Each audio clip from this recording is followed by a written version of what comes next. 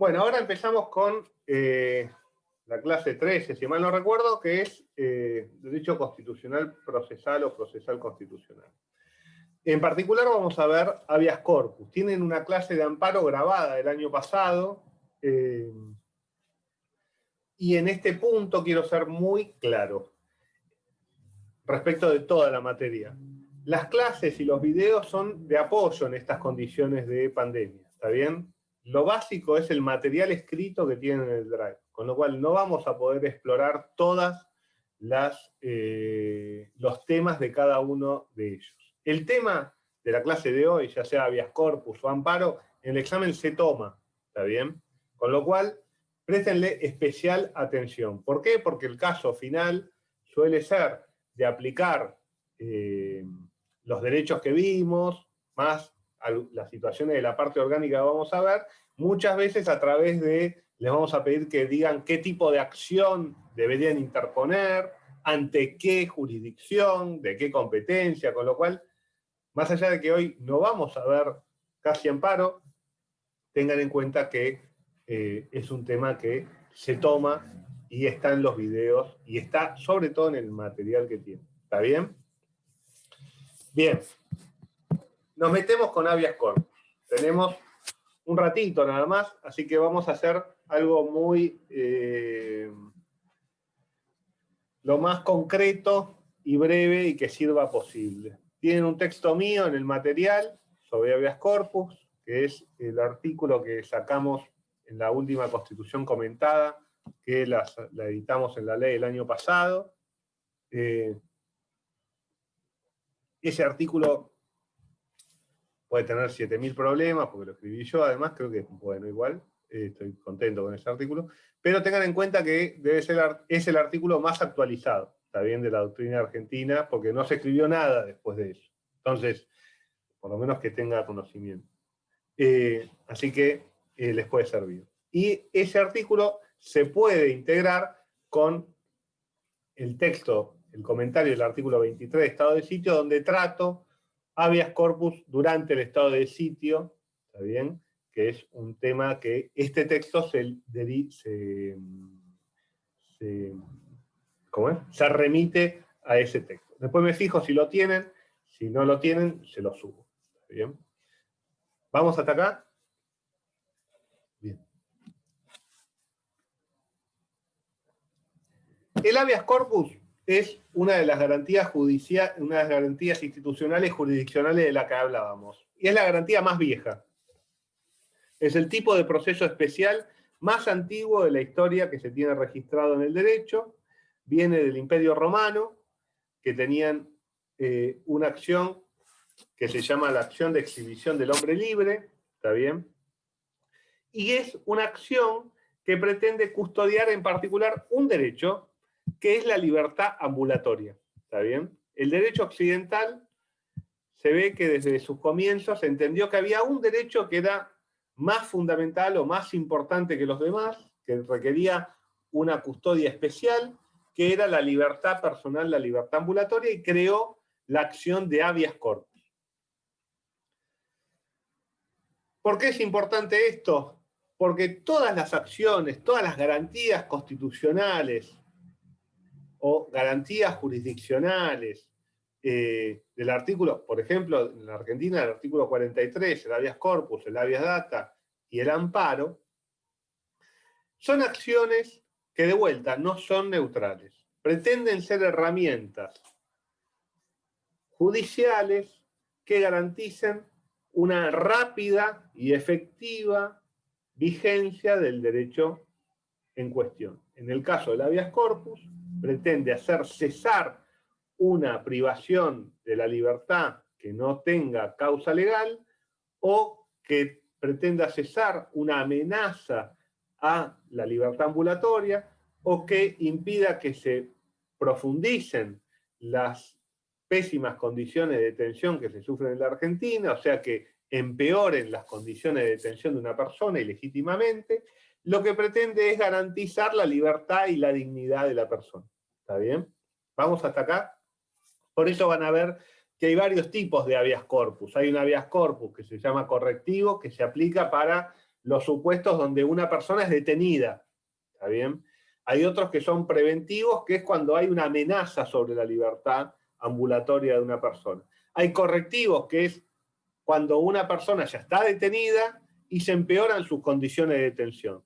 Y así hay distintos tipos de habeas corpus, la doctrina va inventando, los docentes, los que escribimos, vamos inventando nombres de habeas corpus, pero básicamente siempre es el mismo habeas corpus, que tiene distintas características, y que están en el artículo 43 de la Constitución, último párrafo, que dice: toda persona podrá interponer esta acción, y esto es importante, la constituyente argentino parece que siguió al temperamento de la Corte Interamericana. La Corte Interamericana entiende que el habeas corpus es un subtipo de amparo, ¿está bien? Opinión consultiva 8. El artículo habla de amparo y en el último párrafo dice, esta acción, con lo cual está hablando del amparo, ¿está bien? En la Argentina el habeas corpus es un tipo de amparo, un tipo especial que se llama habeas corpus, ¿está bien? Y que temporalmente es previo al amparo. Pero sería un amparo para garantizar la libertad ambulatoria y la dignidad humana. Perdón. Estaba leyendo el párrafo incorrecto. Cuando el derecho lesionado, restringido, alterado o amenazado, o sea, el habeas corpus va cuando el derecho es lesionado, o sea, cuando estás detenido, cuando es restringido, cuando no llega a ser una lesión absoluta, cuando es alterado o cuando es amenazado, que la libertad física, o en caso de agravamiento ilegítimo en la forma o las condiciones de detención, o, y este es un agregado producto de la historia argentina, o en el de desaparición forzada de personas. ¿Por qué? Porque es la práctica que cometió la última dictadura militar durante el 76 y el 83.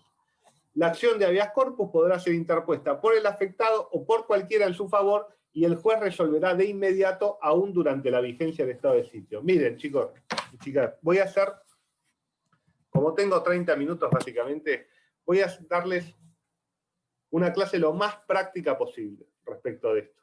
Porque en el texto, la parte teórica la tienen en mi texto, de hecho la redacté yo, así que no sé si tiene mucho sentido que repita lo que escribí. Igual lo voy a referir constantemente. Primero, la principal característica de cualquier acción constitucional del artículo 43 es que sea eficaz. Ese es el principal objetivo de que existan estos procesos. Como se requiere que sea eficaz, se requiere que sean rápidos, que se resuelvan rápidamente. No que sea un juicio que dure años, sino que dure poco tiempo. En el caso del habeas corpus es el proceso más corto posible. Tengan en cuenta que el juez debe resolver dentro de las 24 horas de interpuesto el habeas corpus. 24 horas.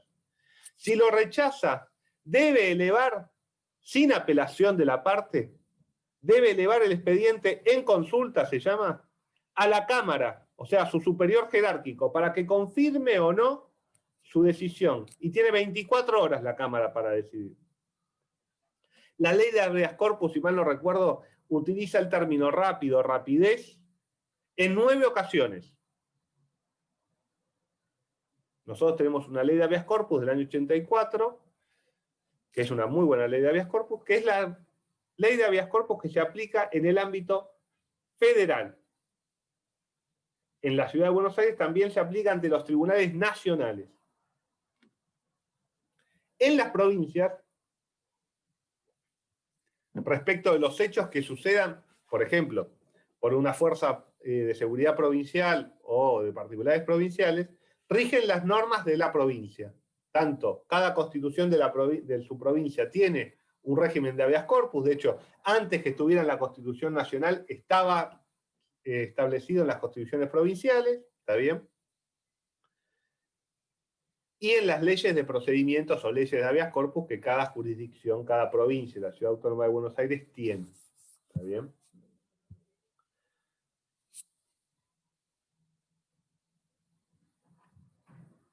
algunas características propias del habeas corpus. Hay una cuestión en el derecho procesal, que ustedes lo van a ver, y que es muy importante, que es la legitimación activa. ¿Qué quiere decir la legitimación activa?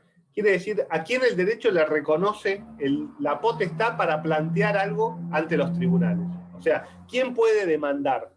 ¿Quién puede presentar el escrito diciendo liberen a tal persona, o devuélvanme el depósito, o deme una perimetral para que no me mate mi pareja? ¿Está bien? O mi expareja. En el amparo la legitimación es amplia, pero requiere algún grado de vinculación entre el que lo pide y la afectación.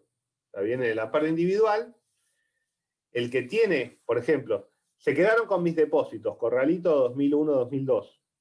Quien puede interponer el amparo en defensa de esos derechos patrimoniales es el titular de ese derecho patrimonial.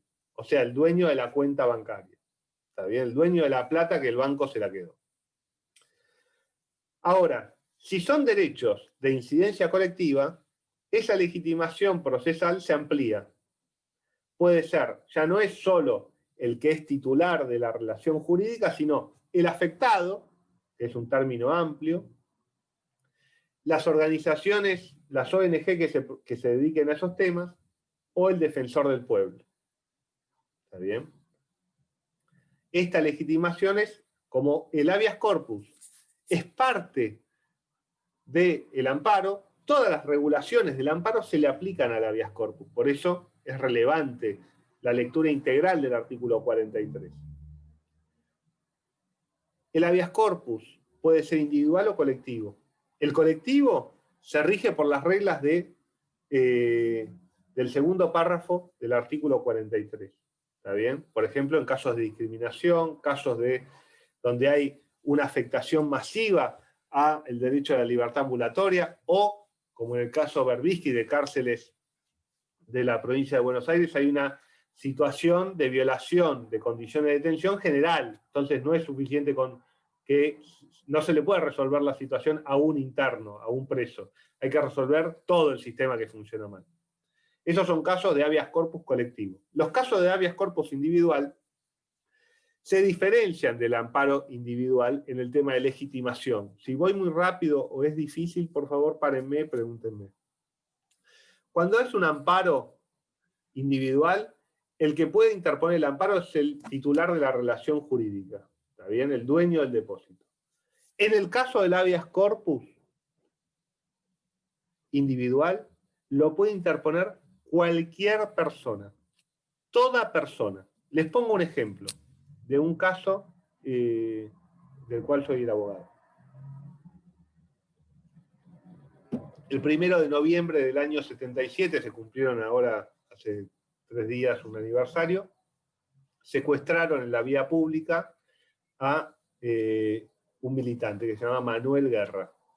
Está bien que era un militante político que fue secuestrado en Las Heras y Pueyrredón, en un bar que había en Las Heras y Pueyrredón. Estaba en el bar, apareció una patota de las Fuerzas Armadas y se lo llevó. ¿Está bien? Nunca más se supo de él. Cuando lo estaban deteniendo y lo estaban metiendo en el auto, gritó su nombre. Una persona que estaba ahí, que se llama Federico Westerkamp, escuchó su nombre y cayó justo. Westerkamp, la familia Westerkamp fue luego fundadora del CELS, ¿está bien? Y eran miembros de la Asamblea Permanente por los Derechos Humanos y tenían su hermano, el que escuchó se llamaba Federico, el hermano de Federico estaba detenido, ¿está bien? No había sido secuestrado porque había sido detenido previamente. Estaba lo que se llama a disposición del Poder Ejecutivo Nacional, que es cuando te detienen durante el estado de sitio, la situación jurídica es esa, estás detenido a disposición del Poder Ejecutivo Nacional. Ya vamos a ver algo de eso. Pero lo que me importa con esto es que Federico volvió a su casa, le comentó lo que vio a su mamá, que ahora se me fue el nombre de la cabeza, ¿Y saben lo que hizo la mamá de Federico? Fue a la comisaría y denunció el hecho. En la comisaría le dijeron, señora, no se meta, ¿está bien? Y interpuso una acción de habeas corpus ante el juzgado de turno. Y ella no tenía, ni lo conocía a Manuel, ¿está bien? No sabía ni quién era, solo tenía el nombre. Las acciones de habeas corpus las puede presentar cualquiera. No hace falta ser hermano, esposa, hijo, nieto, amigo, nada. Cualquier persona puede interponer una acción de habeas corpus en favor de otra.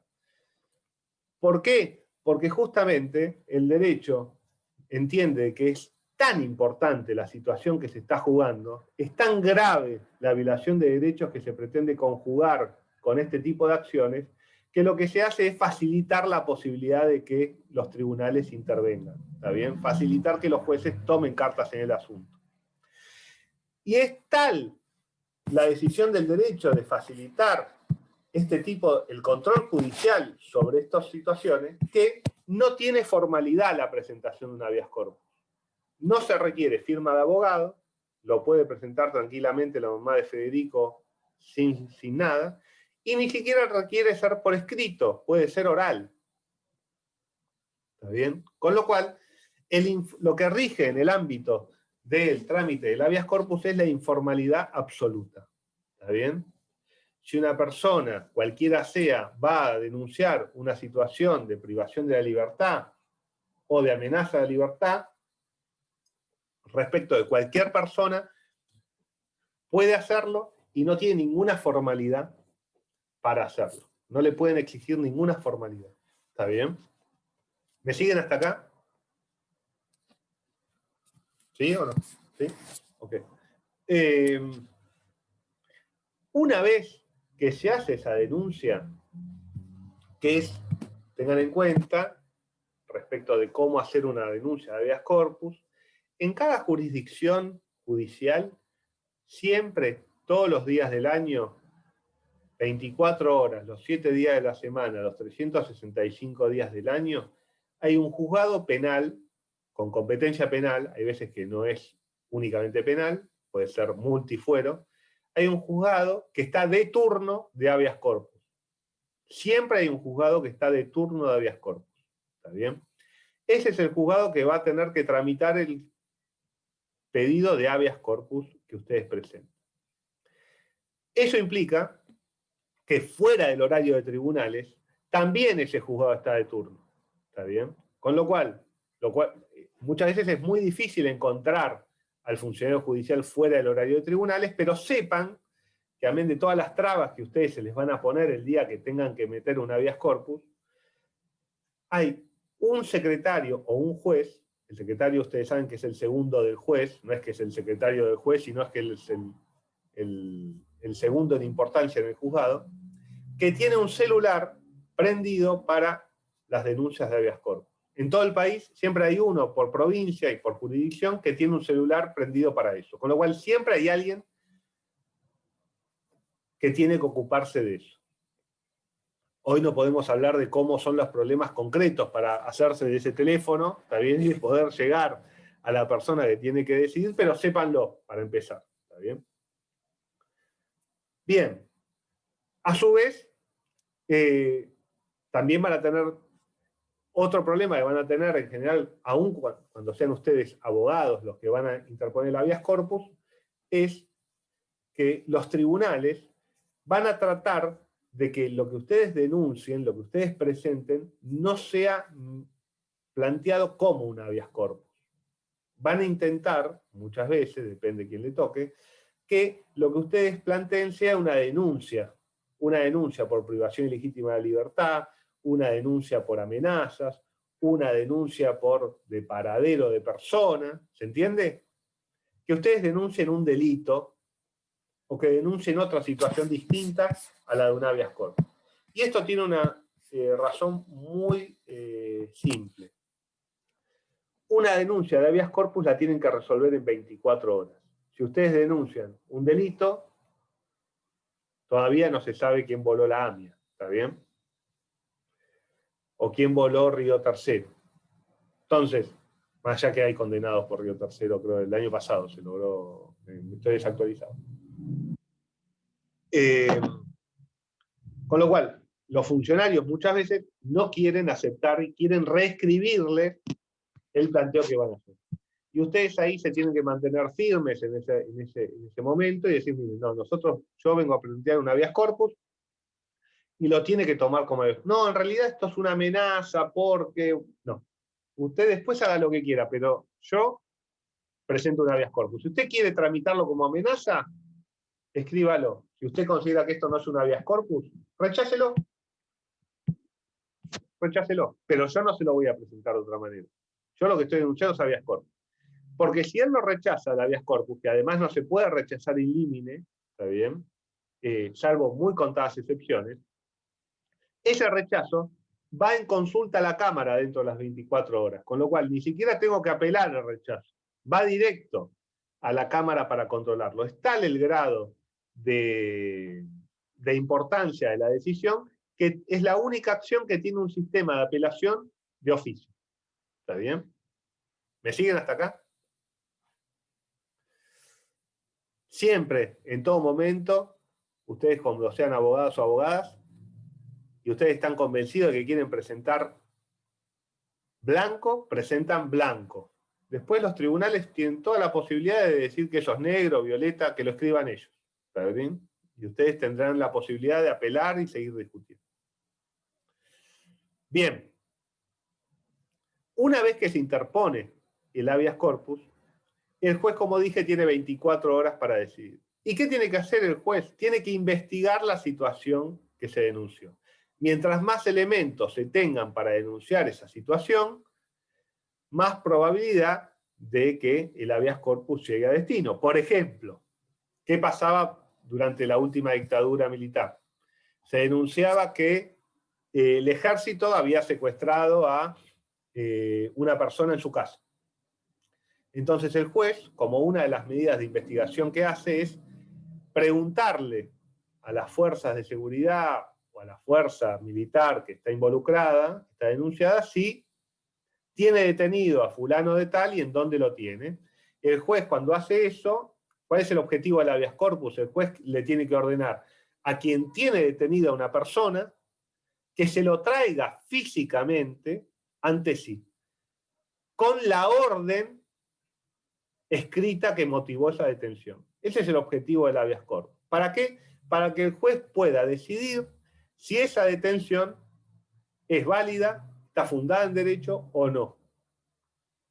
Antes de este artículo 43, se lee con el artículo 18 de la Constitución. El artículo 18 de la Constitución establece, en la parte pertinente, nadie puede ser obligado a declarar contra sí mismo, ni arrestado, sino en virtud de orden escrita de autoridad competente. ¿Qué se controla en el habeas corpus? De que la detención sea conforme al artículo 18. Y la discusión se da alrededor de qué es orden escrita de autoridad competente. La Constitución de la ciudad, por ejemplo, si ustedes viven en la ciudad, habla de orden judicial, no de autoridad competente, lo cual es mucho más preciso, ¿está bien? La autoridad competente para ordenar la detención de una persona son varios, pero principalmente la autoridad competente para ordenar la detención de una persona es un juez de la nación o un juez en lo penal de provincia. Los jueces son las autoridades por excelencia para ordenar la detención de una persona. En principio, solo los jueces.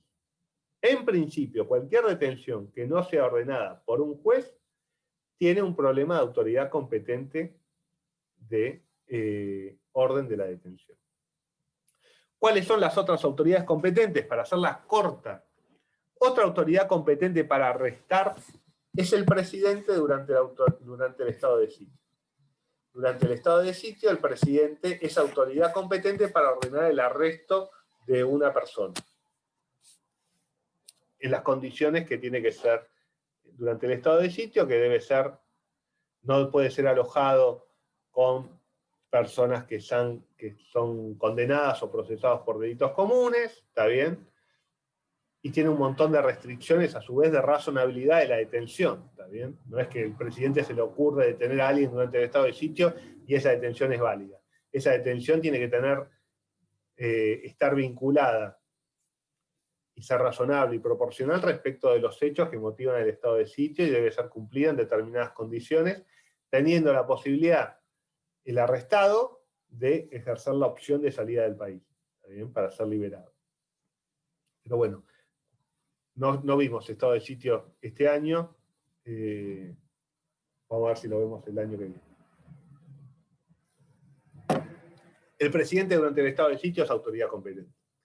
La otra autoridad competente, que es la que produce la mayor cantidad de arrestos, son las fuerzas de seguridad.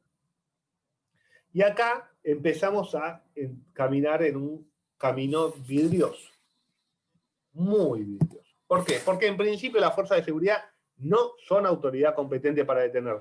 Solo son autoridad competente para detener en caso de delito en grado de flagrancia. ¿Qué quiere decir? Cuando la policía o las fuerzas de seguridad se enfrentan ante sus ojos con la comisión de un delito en el momento en el que se está cometiendo. ¿Está bien?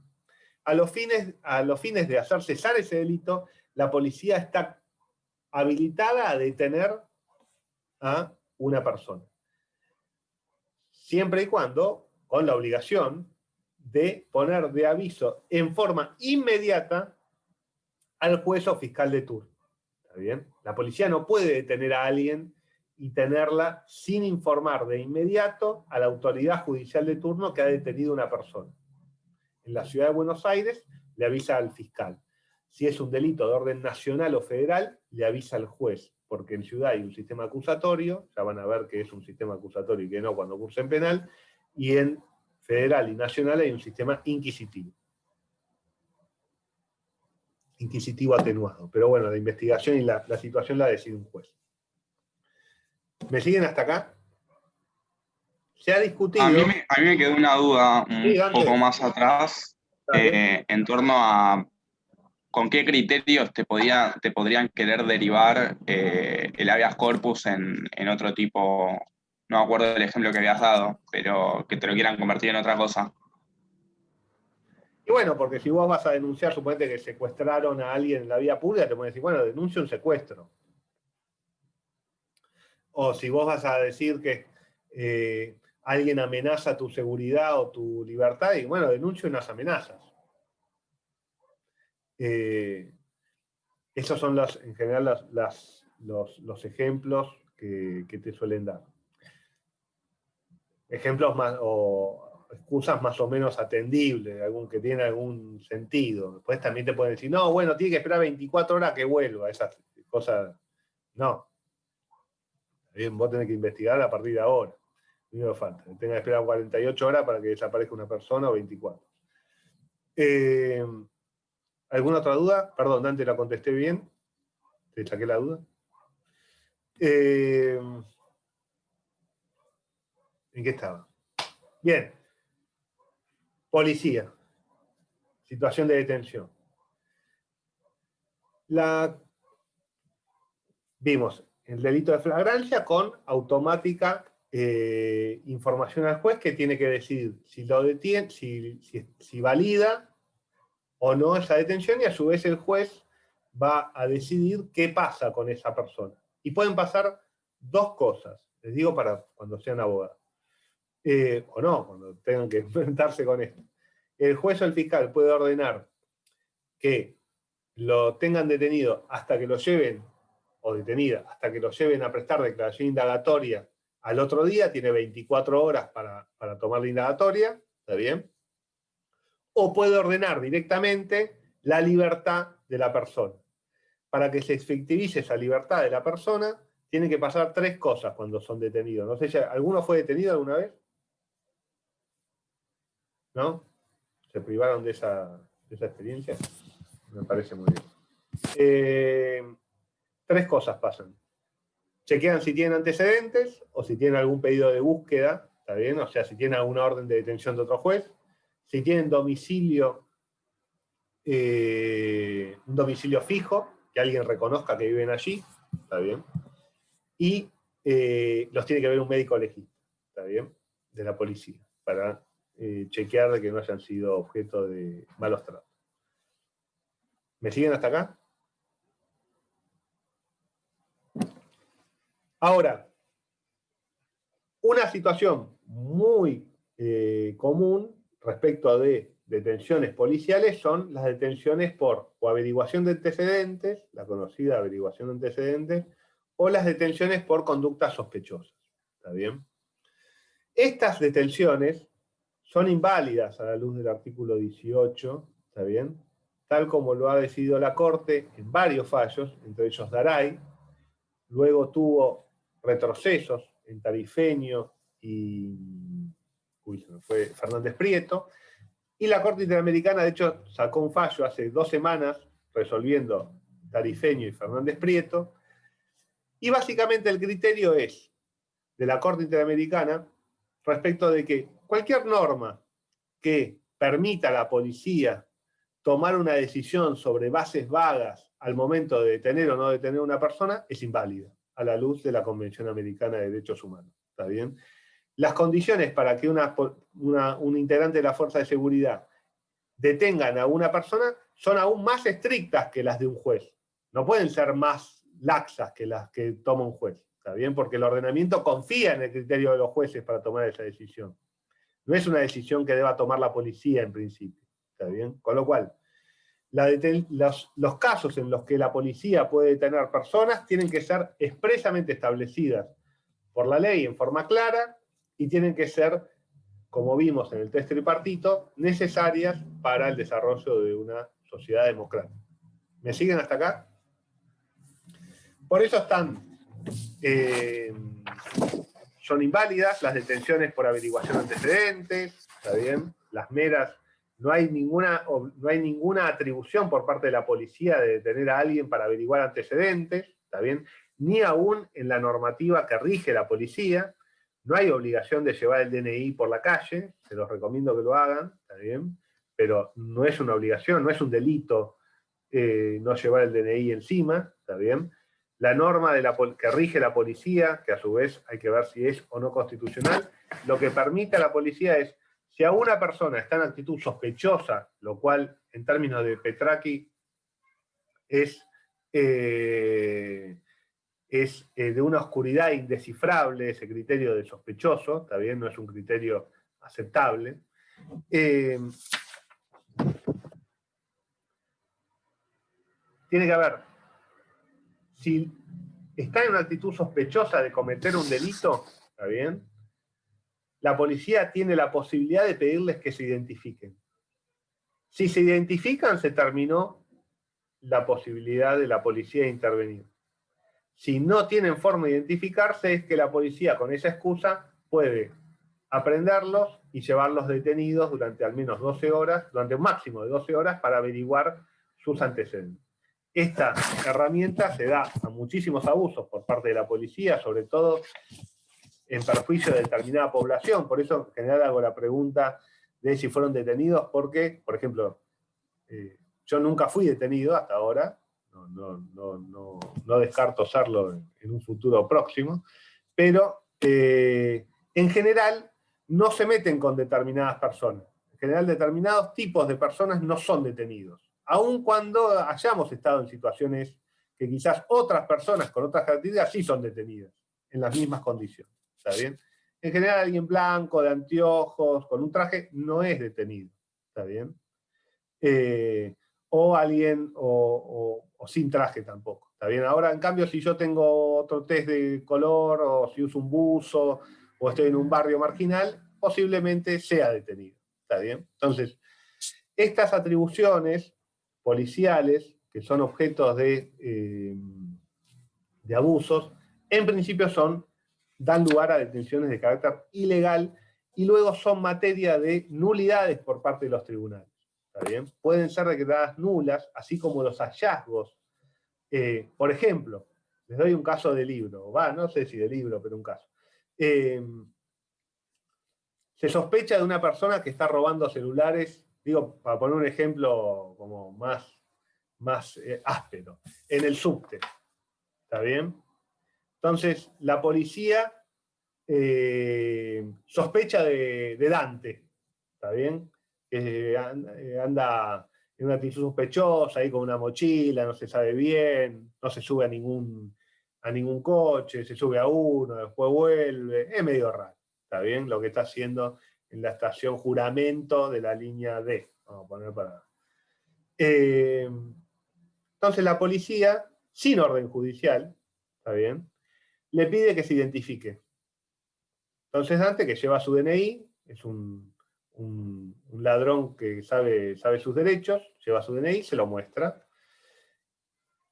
Ahí la policía, ante una inexistencia, situación de flagrancia, debe detener su análisis de la situación de Dante. ¿Está bien? Ahora, si la policía le pide requisar la mochila, es una situación muy común, y Dante, hay una trampa, la jurisprudencia dice que si uno acepta la requisa, la está convalidando, ¿está bien? Con lo cual, después es un tema poder probar que uno la aceptó o no, pero si alguna vez los quieren requisar o quieren allanar su domicilio sin orden, sepan que si lo aceptan, o sea, si dan su conformidad, transforman en válido el procedimiento, y si ustedes se niegan, requieren orden judicial. De hecho, muchas veces la policía te dice, bueno, si no me lo dejas ver, pido una orden. ¿Está bien? Si la policía requisa la mochila de Dante y le encuentra 4 celulares, el procedimiento es nulo. ¿Por qué? Porque si tuvo que requisar la mochila, quiere decir que Dante no estaba en una situación de flagrancia.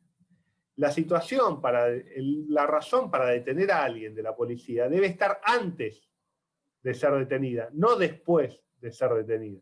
Si la razón se genera después, todo el procedimiento y la detención es inválida. ¿Se entiende esto?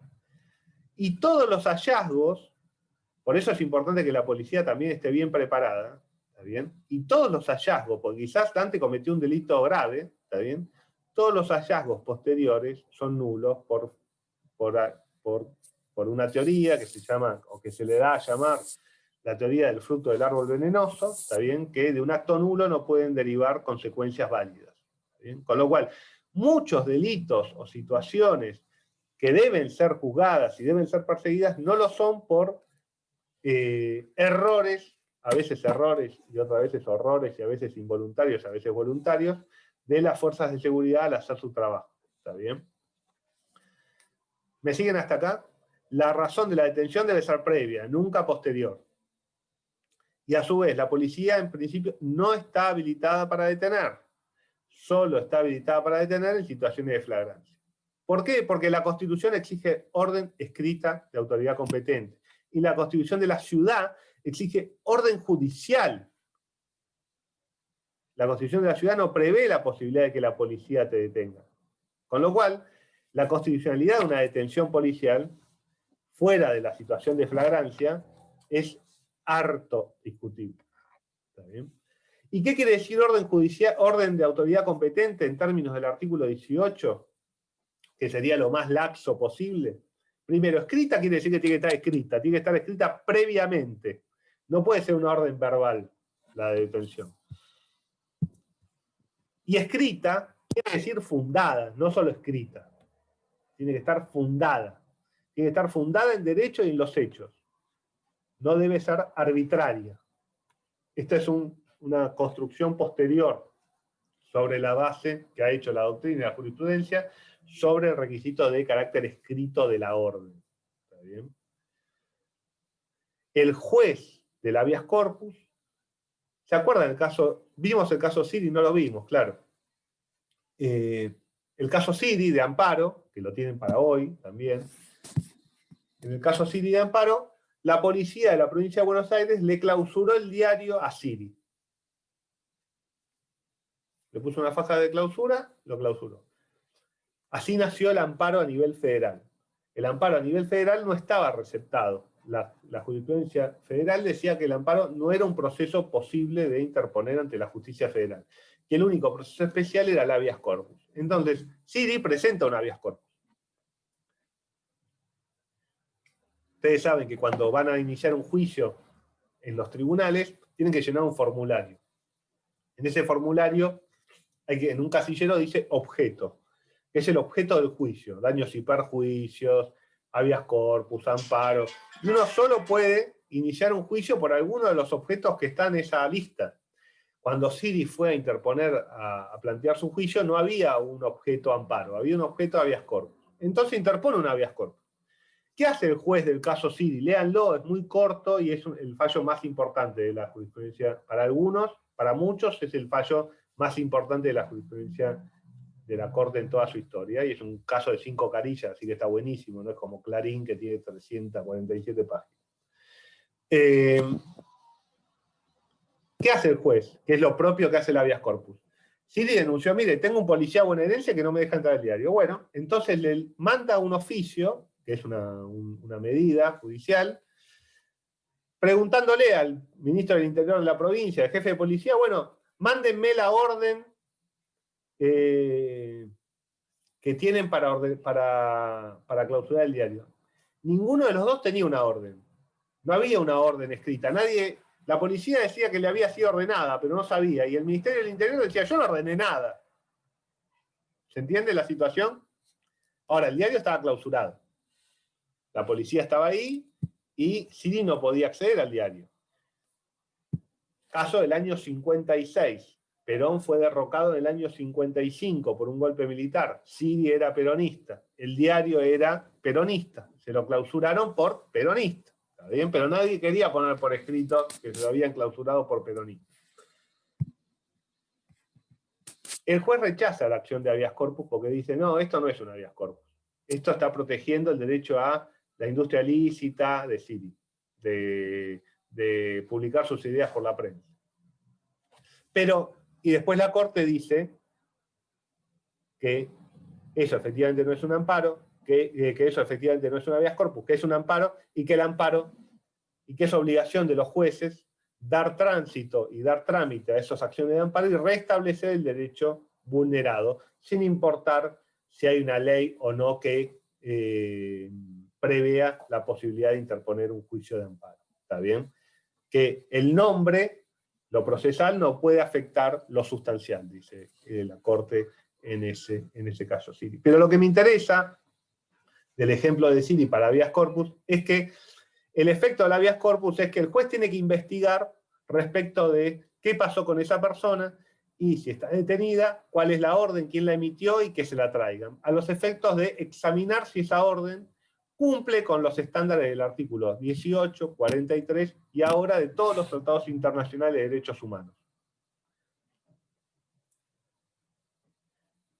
Si el juez entiende que la orden es arbitraria, o que no hay orden de autoridad competente, o que no hay autoridad competente, o que no hay orden, ¿me siguen?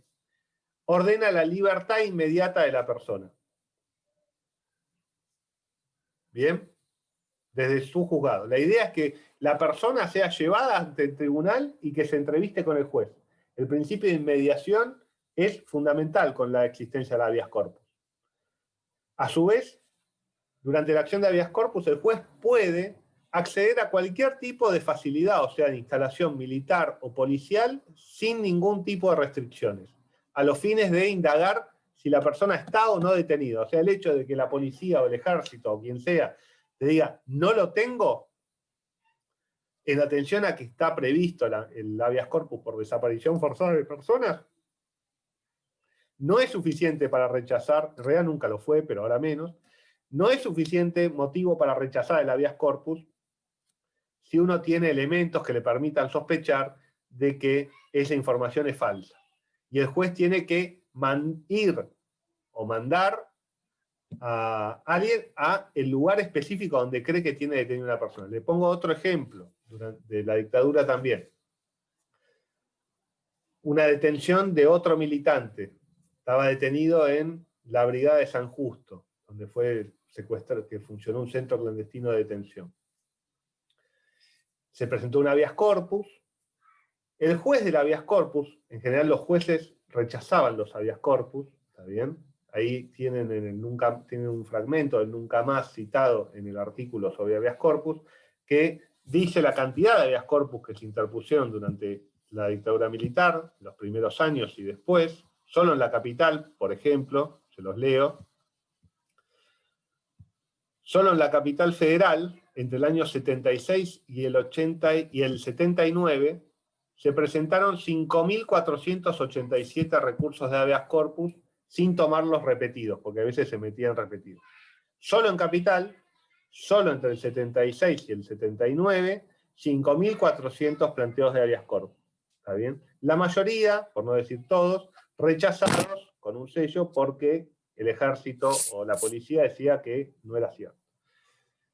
Hoy, además, tenemos los instrumentos, hay una convención sobre desaparición forzada de personas que tiene jerarquía constitucional que establece en el artículo 10 expresamente la obligatoriedad del juez de concurrir al lugar donde se pretende que está detenida la persona. Y en este caso, por ejemplo, de este detenido, el juez, en lugar de rechazarlo, como se le indicó el denunciante, quien había interpuesto el habeas corpus, había indicado precisamente que estaba en esa comisaría, porque le había llegado el dato que estaba en esa comisaría, el juez le ordenó a su secretario, es tipo Shrek, puedo perder un secretario, ¿está bien? Mandó al secretario a la comisaría de San Justo a preguntar por este detenido. Obviamente llegó el secretario de la comisaría de San Justo, a la brigada de San Justo, lo sacaron carpiendo, ¿está bien? Pero, a su vez, quedó probado, gracias a esa intervención del juez, que hizo lo que tenía que hacer. Hubiera sido mejor que hubiera ido él, ¿no? Y no mandar a su segundo. Pero bueno, a caballo regalado no se le ven los dientes. Pero lo cierto es que quedó. También tenía su sentido que vaya el secretario, porque el secretario es actuario. O sea, lo que el secretario, en algunas oportunidades, tiene valor como si fuera un escribano, ¿está bien? Las actas que redacta, que eleva un secretario, tienen fuerza de escritura pública. Y cuando fue a preguntar por este detenido, se llama Abel, la policía no se lo negó. Le dijo, andate de acá antes que te chupemos vos también. Con lo cual quedó acreditado de que Abel estaba detenido en la brigada de San Justo, y si bien el habeas corpus finalmente fue rechazado, Abel hoy está vivo gracias a esa intervención. Porque se ve que la dictadura no quiso pagar el costo de que alguien que efectivamente estaba judicialmente probado de que estaba detenido ahí, desaparezca. ¿Está bien? Esas son las intervenciones que se buscan y que se pretenden con los habeas corpus. Tengan en cuenta también, si ustedes caminan por tribunales, enfrente del Palacio de Justicia hay una placa en Plaza Lavalle con el nombre de 110 abogados desaparecidos durante la dictadura por presentar habeas corpus. ¿Está bien? O sea, tengan en cuenta de que la institución del habeas corpus es una institución muy importante que pretende garantizar derechos fundamentales y que en regímenes dictatoriales, genocidas, como fue el último, a su vez es peligroso interponer un habeas corpus, con lo cual, y eso también pone sobre la mesa la importancia de la profesión de los abogados para garantizar los derechos. ¿Está bien? Bueno, hay mucho para decir sobre habeas corpus, se nos acaba el tiempo, fueron 3 horas. La idea era que fuera una clase lo más concreta posible, ¿está bien? Creo que algo de eso, algo se cumplió, pudimos ver algunos temas no solo teóricos, ¿está bien? Tienen los textos, pueden hacer preguntas sobre los textos. Vamos a ver esta semana mandarles un trabajo práctico para retomar un poco. Vamos a tratar de mandarle, aunque sea 2 trabajos prácticos antes del segundo parcial, ¿está bien? Así que, y si les parece, podemos quedarnos 10 minutitos ahora haciendo una devolución general del examen, o podemos hacerlo la semana que viene, como ustedes quieran.